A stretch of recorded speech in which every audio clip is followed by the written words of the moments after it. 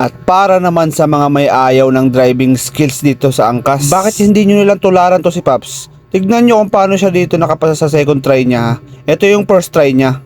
So ito dito, medyo madalas pa yung tukod niya dito. Ayan, tukod dito. Ayan, tukod ulit dito sa kabila. Ayan. O diba, tukod-tukod siya dito. Medyo kasi naaalangan pa siya rito. Or isa na din yung kaba. Itong unang try niya, medyo kakabahan pa talaga kayo. Kahit sino naman basta unang try mga paps, kakabahan tayo dyan. Pero kahit na ganun, subukan nyo pa rin. Huwag kayong matakot, tapusin nyo yung tapusin nyo pa rin. Kasi kahit hindi kayo pala rin sa unang try nyo, sigurado yung pangalawang try nyo, alam nyo rin gagawin nyo. At syempre, confident na kayo dun. Bale, kadalasan kasi dito mga paps, sa pangalawang try talaga nila is nagagawa na nila talaga ng tama yan. O tara, panoorin natin yung first try niya ha. Tingnan natin. O, dito, lapag paa, pero mali pa yung ginawa niya rito. Naikutan niya to. Yung isang cone na yan. Dapat hindi niya na naikutan eh. Pero dito, sige, try natin ulit. Tingnan natin.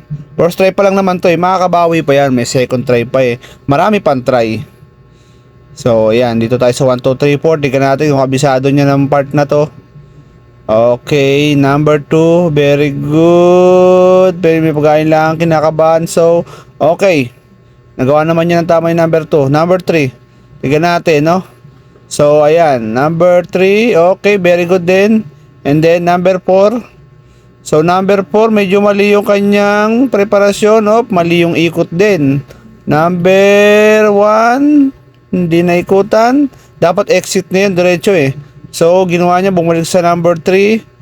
Number 3, tapos bumalik ulit sa number 4. Mali na naman po ulit yung ikot niya dito sa number 4. Then number 1, exit, arangkada, sabay full stop, retake. Ito naman ngayon ang kanyang second try. Panoorin nyo mga paps kung paano siya rito makapasa sa kanyang pangalawang subok. So eto no, bumping hindi niya nadaanan tong plank na to. So dapat tutuloy dyan. Pero okay lang yan. Kung nalaglag kayo dyan, walang problema yan. So dito banking, and then banking ulit. Okay, very good. Okay. Hindi na siya tumukod-tukod doon ha. Improve, di ba? Ayan pangalawang try nyo mga paps, medyo nagagamay nyo na kasi yan eh. So ayan, figure of 8. Okay, gumawa ka ng 8 dyan sa pamamagitan ng dalawang cone na yan sa gitna na yan. So ayan, pangalawang daan niya. Okay, last one. Tignan natin kung